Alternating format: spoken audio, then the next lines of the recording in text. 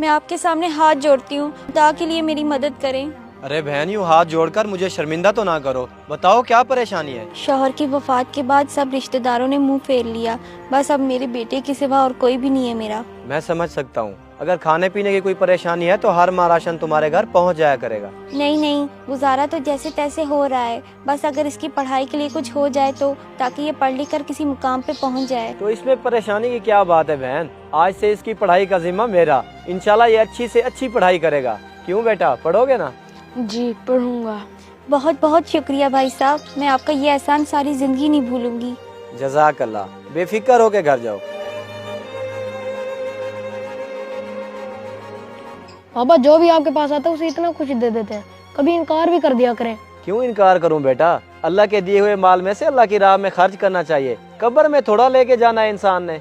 अगर इस तरह से लोगों में बांटते रहे तो आपके सारे पैसे खत्म हो जाएंगे।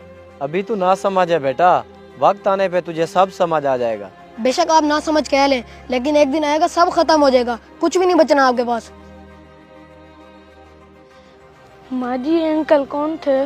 बेटा ये मलिक जफर साहब हैं, बहुत अच्छे इंसान हैं, कभी किसी को खाली हाथ नहीं लौटाते। अच्छा, और अब मैं स्कूल जाया करूँगा क्या? हाँ बेटा जरूर जाओगे, बस दिल लगा के पढ़ना और इनका ये एहसान कभी ना भूलना। ठीक है माँ जी, कभी नहीं भूलूंगा।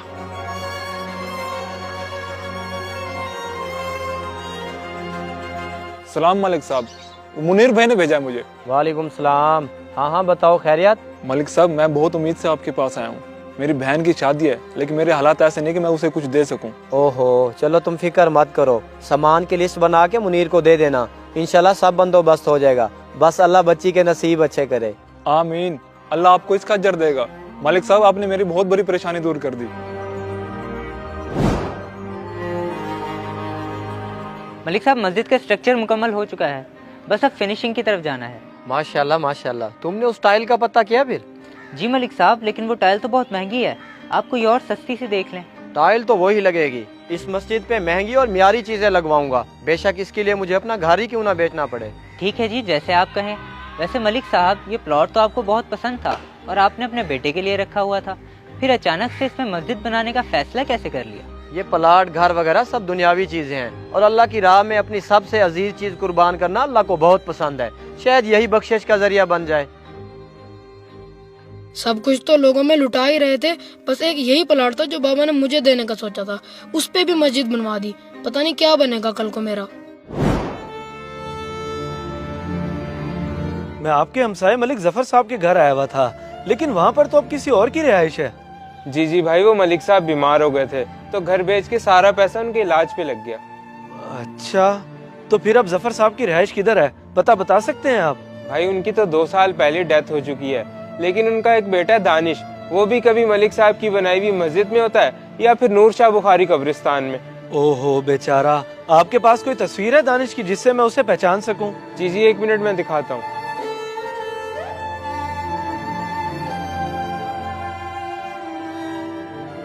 ये ठीक हो गया जी, बहुत शुक्रिया।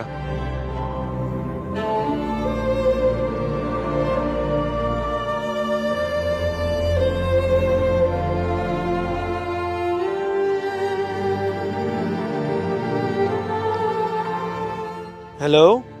हाँ बेटा, क्या बना, हुई मुलाकात उनसे?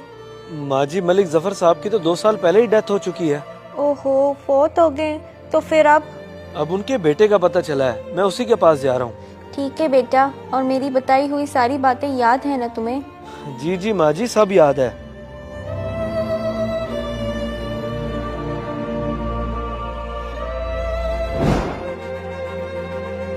कहता था ना बाबा कि एक दिन सब खत्म हो जाएगा, और आज वही हुआ।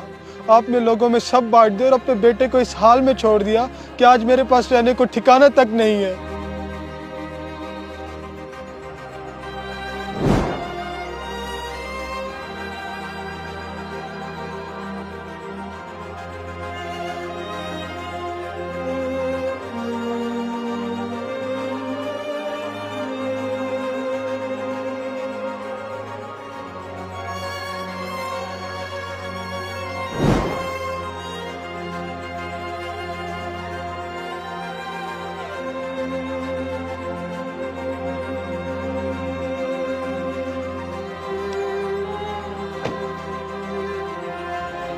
भाईजान जरा बात सुने।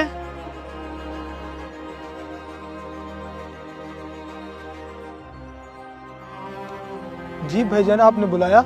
आप दानिश हो ना, मलिक जफर साहब के बेटे? जी भाई, लेकिन माजरत, मैंने आपको नहीं पहचाना। सब बताता हूँ, आए चले मेरे साथ, आ जाए।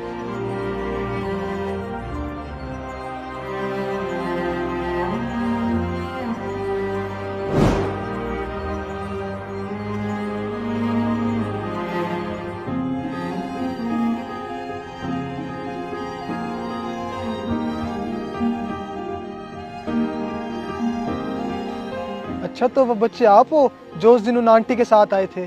जी हाँ, और आपके वालिद की वजह से ही अल्हम्दुलिल्लाह आज मैं इस मुकाम तक पहुंचा हूँ। चले माशाल्लाह, ये तो बहुत अच्छी बात है। जी, और ये ले चाबियाँ, आज से ये गाड़ी और घर आपका हुआ। क्या मेरा? इतना बड़ा एहसान मुझ पर? एहसान किस चीज का?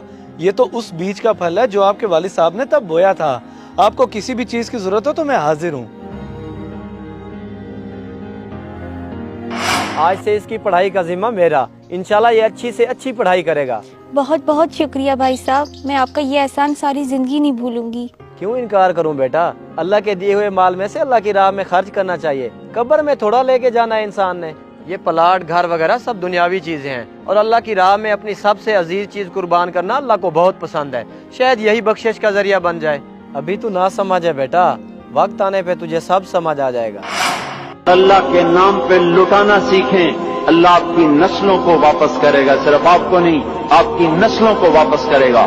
इस मैसेज को सदका जारिया समझ के ज्यादा से ज्यादा शेयर करें। शायद आपकी वजह से किसी की इस्लाह हो जाए।